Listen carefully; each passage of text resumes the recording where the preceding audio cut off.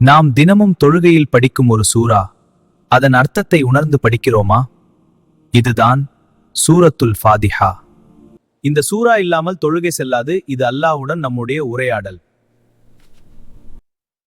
பிஸ்மில்லாஹிர் ரஹ்மானிர் ரஹீம். நாம் எந்த செயலும் தொடங்கும் போது அல்லாஹ்வை நினைத்து ஆரம்பிக்க வேண்டும்.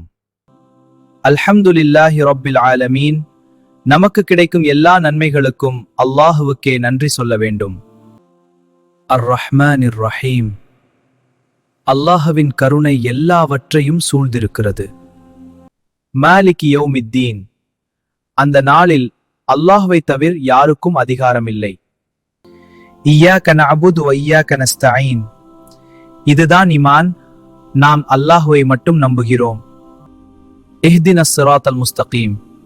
நாம் தினமும் அல்லாஹ்விடம் சரியான வழியை கேட்கிறோம். ஸிராத்தல் லதீன அன்அம்த அலைஹிம்.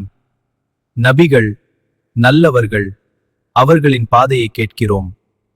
கைரில் மக்தூபி அலைஹிம் வலத்தால்லீன். நாம் தவறான வழியில் போகாமல் இருக்க அல்லாஹ்விடம் கேட்கிறோம்.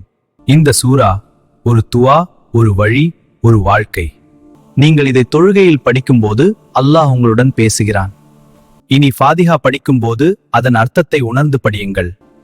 அல்லாஹ் நம்மை நேரான பாதையில் நடத்துவானாக. ஆமீன்.